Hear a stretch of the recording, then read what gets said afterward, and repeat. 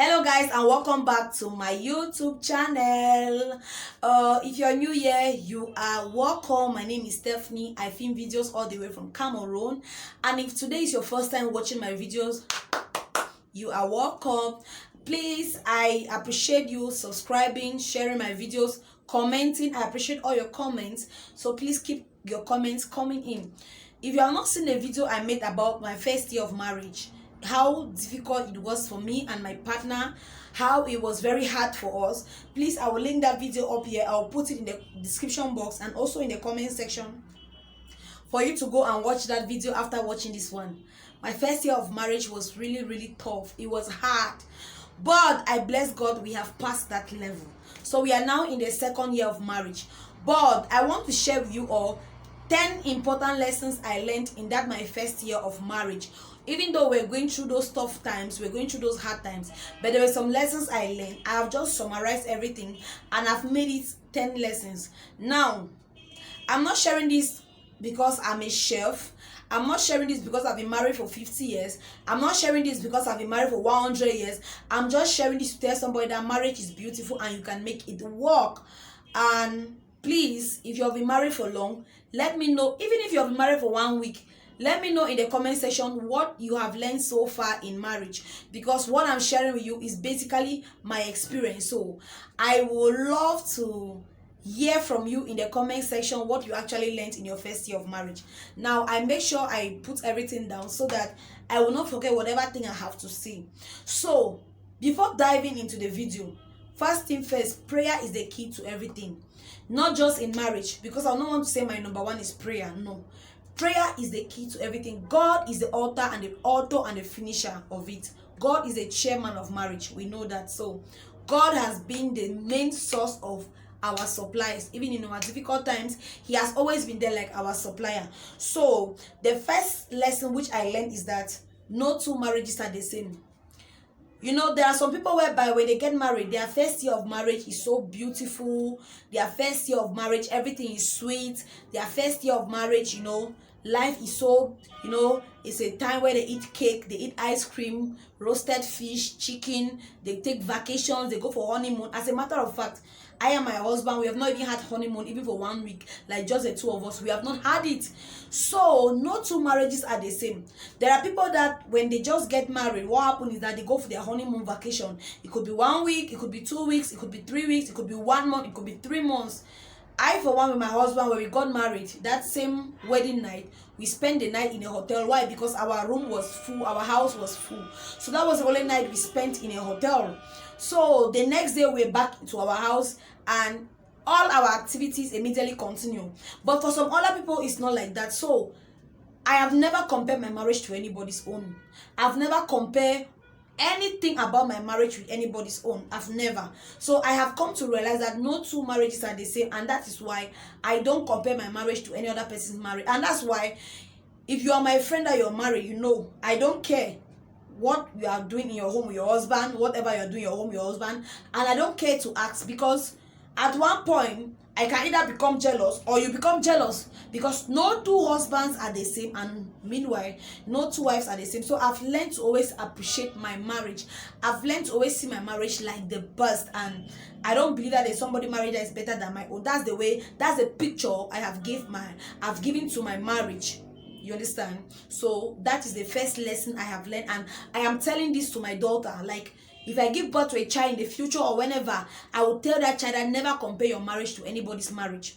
That's the first lesson. Number two, no one feels the pain more. We all share the pain. Like in marriage, there are times whereby challenges will come, tough time comes. Like, if you have not seen that video of my hard times in marriage, please, hard things I went through in marriage, go and check that video. No one feels the pain more. Like, even though that my first year of marriage, me and my husband, we went through a lot of challenges.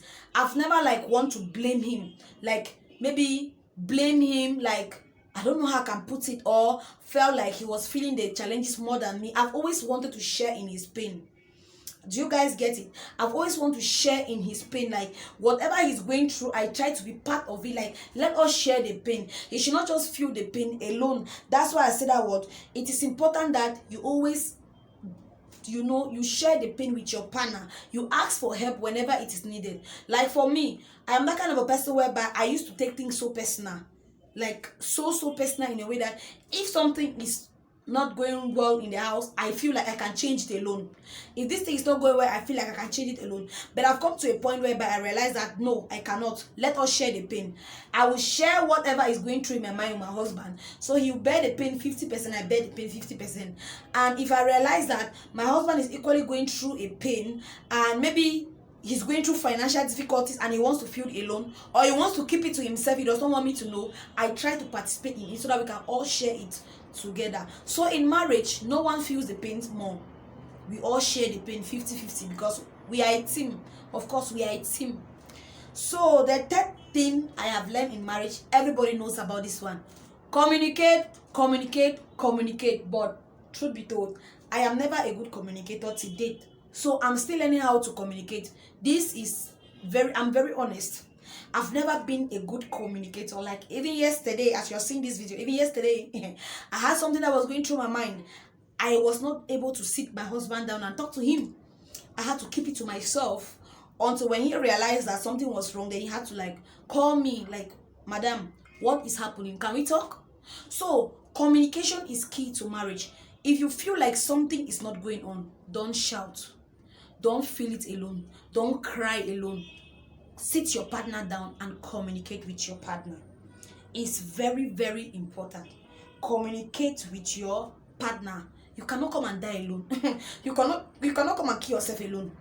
So if something is going on, if you're facing a challenge, or if your partner does something to you that is wrong, please sit down and communicate it. It's very, very important. That's what I've learned, because I've always been that kind of a person. Even till day, like I'm telling you guys, I am still learning how to be a better communicator, because my husband is that kind of a person whereby if something is not going wrong, talk to him. But if you feel like you can keep it to yourself for him to realize it from your face and then ask you question, it's going to take a longer period of time, because in the morning he leaves the house, I also leave the house. Like now I'm filming in my workspace, so he leaves the house and I leave the house as well. So if something is going wrong and I want to keep it to myself, then I will die the whole day before he comes back. So I'm still learning how to communicate things to my partner. So I'm still learning that one even till now. Number 4, we are a team. Guys, me and my husband, we are a team. So don't even try it. You cannot come and be fighting my husband. You cannot come and fight me. He will beat your hands down. You cannot come and fight him. I will beat your hands down. So I've come to realize that me and my partner, we are a team. That is why in my husband's family, you know me, don't even say anything negative about my husband, because I'll come and tell my husband. Don't gossip my husband's name. I know my husband family, some of them are watching me. Yes, I know, because they used to tell me that they watch my videos and they like my videos. So please, if you're my husband brother, my husband sister, you're watching this video, if you gossip my husband's name, I will tell my husband, because we are a team. You cannot come and scatter our team and then your own team is perfect. For example, in a football team, if the players are not in one accord, it will be difficult for them to win that match. So me and my husband, we are a team. That's why even before I got married with my husband, one of his family's members said something, and I went and reported it to my husband, and it was a problem. But who cares? Why we want to come and damage my team member down? You don't try that, because we are a team. And because we are a team, we strive to win together. We strive to succeed together. We strive to fight the battles together. We strive for everything good to happen to us together. If I win, my husband win. If he fails, I fail. So we are a team. I don't see any reason why we're fighting my team member. So that is number 4. Number 5, nobody is to be blamed for anything going wrong. You create the kind of marriage you want. In case something is going wrong in your marriage, you will not now go and see your friend and then you ask your friend, how is your husband doing this thing? How is your husband doing this thing? Because my own is not behaving like this. My dear people, I've said the group that is watching me is from 24 years to 35 years. And I believe we are all in the age of marriage. My dear, nobody is to be blamed for anything going wrong in your marriage. You both should create the kind of marriage you want. For example, in my marriage, I've seen some other people, I've watched a lot of videos. I've seen some people say that in their marriage, every weekend they go out for their date night. Every weekend they don't cook in their house, you understand? Every weekend they go out for date night, they don't cook, they take breaks. Like they go out for date night, they eat outside, they do a lot of couple things outside together, and then they come back to, then they resume, they come back to their houses and they resume normal activities, maybe by Sunday evening or Monday morning. But for me and my husband, in case I want to eat something, I'll just be like, dear, please, can you take me out today? That's how we do it. We don't program things, we don't schedule things. No, we are not like that. So you realize that what works better for you might not work better for me. So I don't blame my husband for anything that is happening. I will not be like, why are you not taking me outside? Or maybe my husband makes a mistake and I want to blame him for that mistake. No, we are all learning. Maybe he made that mistake thinking that it was the right thing for him to do, but realizing that it was not the right thing, they say, where I'm supposed to correct him. I'm not supposed to blame him for a mistake that he has already done it. Like, guys, can you understand that point? I don't blame my husband for a mistake he had already done, but I was fond of that. In that first year of marriage, my husband went and he bought a car. There, if you're watching this video, me, I have to tell them. But husband went and bought one car out of desperation because we did not have a car. And when he bought that car, that was the worst nightmare he had ever had in his entire life. That car troubled him a lot. So I was always like, why did you buy that car? Are you not seeing that you have spent money? And I realized that why I was blaming my husband why he bought that car, it was traumatizing him. He was now feeling the worst out of it, like, chai, but it's true, I've really wasted this money. He was now feeling the worst out of it. So I decided to like apologize, say, Papa, I'm sorry, I'll no longer blame you again. Let's share the pain 50-50. Let's just accept that this money is missing and let's move on. So don't blame your partner for his mistakes. And also me, I did a business project, and thank God for my husband. He advised me that I should not temper into that thing. And thank God that I respected it, because if not, I would have done the worst out of my life. But my husband has never blamed me. And I've done also other things that I made a mistake for it, and he has never blamed me. So I don't see myself why I'm always pushful to blame him for certain things. So there are things that if you do them, I'll just like, okay, Papa, no problem. We are all human. We all make mistakes. Let's share the blame 50-50. Number 6. Forgive, forgive, forgive, forgive, forgive. Never minding who is wrong. That's not me, it's my husband. Guys, I have to be honest in this video. So I'm telling you guys my honest opinion. Sometimes it is difficult for me to accept that I have to forgive my husband for something that he has done to me, until he come and say that sorry there. This is an attitude that grew in me in that first year of marriage, until there was a level whereby I was developing, is it called migraine? That kind of headache that you cannot explain. That kind of headache that you feel like something is burning in your head, there is fire in your head. Simply because my husband will do something to me, and instead for me to forgive him, I will be over that. I will still be on that thing. I'll wait for him to come and tell me sorry. Until my husband tell me so, that's when I'll take a deep breath, like, finally. But now I have grown to a level whereby I realize that whether he says sorry or not, I just have to move on. I just have to move on. I have to move on. And my husband is not that kind of a person, you understand? But I don't know why in this my own marriage, I'm always the person that is always like trying to, but never mind. So my husband is not that kind of a person. He's a person whereby if you do something to him, he will just tell you there. And if you don't want to say sorry, he will say, okay, no problem, don't be angry, let's move forward. But me, I want him to use that word, that I'm sorry. But I've grown mature to a level whereby I don't care. If something is wrong, we talk about it. Whether I say sorry or not, I have to move on. Forgive no matter who has made that mistake. This is also a second point I'm still working on. But I believe that before the end of 2021, I will be better. Number 7, support your partner in their flaws or trials, and never give anybody permission to talk your partner down. See, like I told you guys earlier,